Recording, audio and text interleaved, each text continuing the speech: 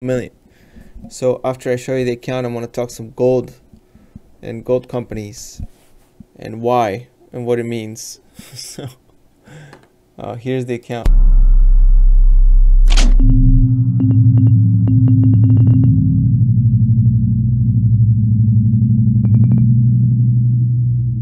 I'm sitting at 152,000 right now. It was a pretty nice day, actually, up 2%. Apple had a little bit of a recovery, so that helped. EBIX stayed pretty even with a little bit of gains, so that was actually nice. So after I go to the positions real quick, I'm going to scroll the way to the top and go from here. This is the ticker of the option positions, the strike price, whether it's a put or a call, expiration date, number of contracts, and whether it's a sell or buy. And after I take you through the positions, we'll talk some gold. But first, feel free to pause the video at any moment to try to figure out the exact positions of this account if you are so interested. And here are the equity positions. The little plus sign right here means that the dividend that's coming in, it's going to get reinvested. And I have some dividends coming in from Main, from O, from Hercules Capital, which I will be selling at around $15 price range. I'm hopeful that Alibaba, even though it's had a few recent stumbles with the governments, I thought I was buying it on the cheap, but it's even cheaper now. I actually picked up a few more shares today, so we'll see how that performs. Well, that's the account. Nothing else to see here. I don't know if you want to see, this is the week performance here, and the month performance is still down. 3 months is up 6% or so. So that's about it, but I want to talk a little bit of gold. So I've been listening to some podcasts and some videos and reading some articles about just the money flow that's going on right here and how tightly packed and how flush with cash the general public is. And that's, of course, feeding into the corporations that are the best money vacuums, basically, right? Like whatever people spend their money for. But I also kind of read some articles about incoming taxations and what kind of impact that's going to have on the market landscape. So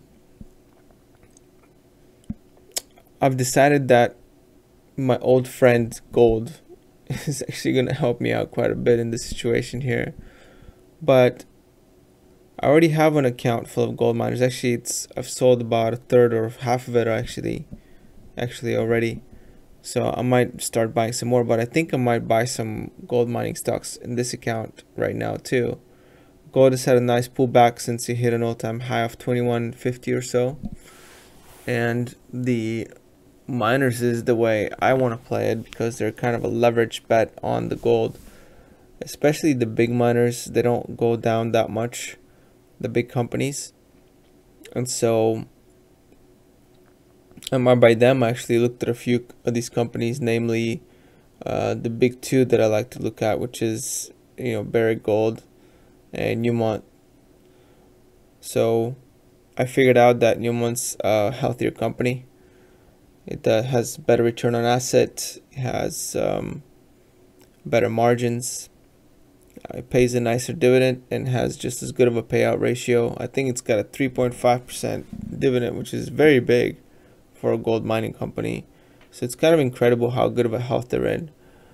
But there is one thing that stops me and holds me back from buying a large position of this company in my Robinhood account, and that is the long-term gold miners chart.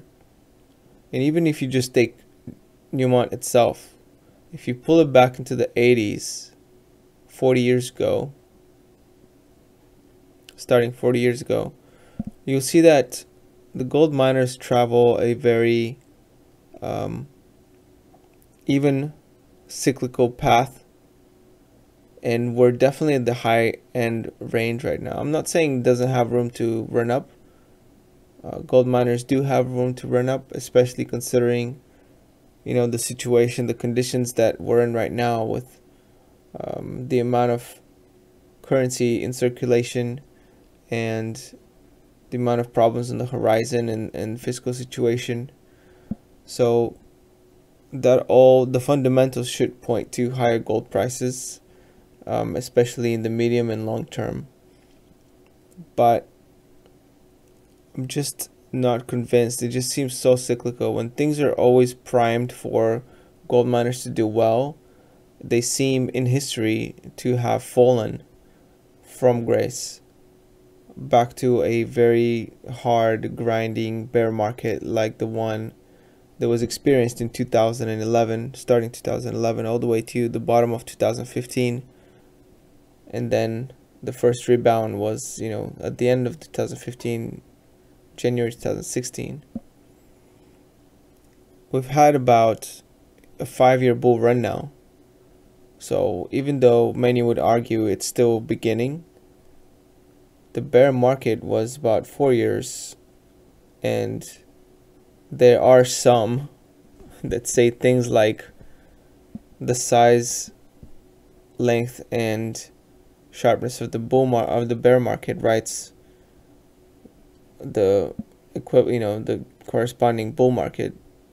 So I might have the same features, and it seems like the length of this bull market is about as big as the bear.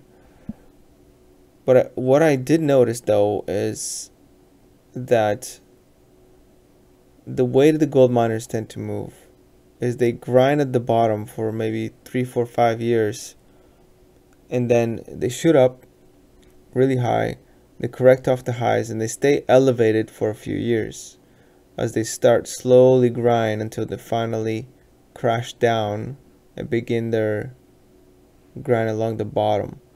So it's about 3, 4, 5 years of elevated prices, and then like 3, 4, 5 years of bottom of the barrel grinding.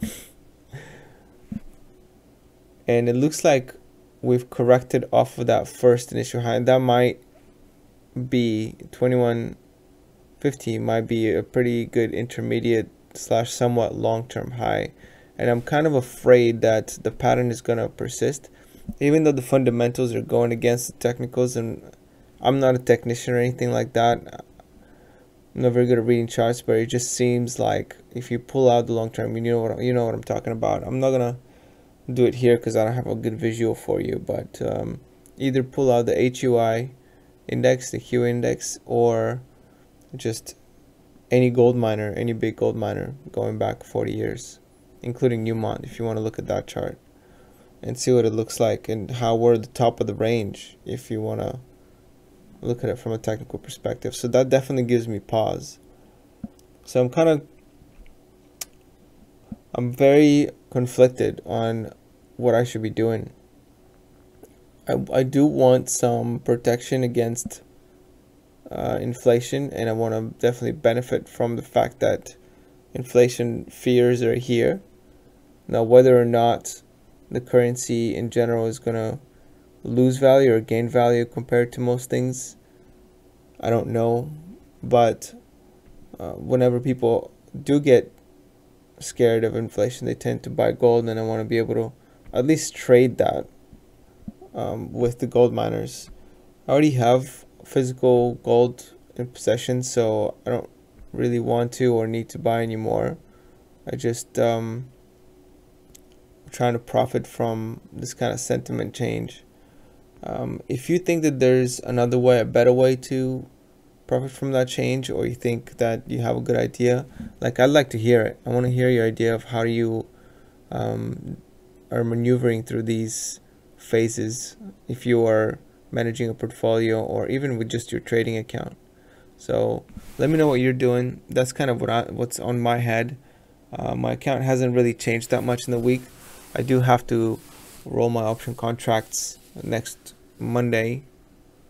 So I'm trying to think about what to do with these options. So one of the things that I thought of, my idea was selling puts on a company like Newmont Mining and see if I can accumulate a little bit or collect some premium. But perhaps even a lesser known gold miner, I don't know, like Sandstorm or something, or that's a streaming company, but one and the same. So perhaps a lesser one, wherever I can find premium. I haven't actually researched individual names yet, besides Newmont, to find out what kind of premium they're offering and what the implied volatility is in the option plays. So anyway, let me know what your ideas are. Maybe I can try to look for some place to make around that. Alright, well anyways, I hope you all are making more money than I am. I've actually had a pretty good week here, so it's probably be tough to make more money than me, but I'm sure some of you did. And if you did, like, let me know. I want to know if you did so I can congratulate you. Alright, I'm gonna end it right there. I'll probably make another video on Thursday. Alright, peace out.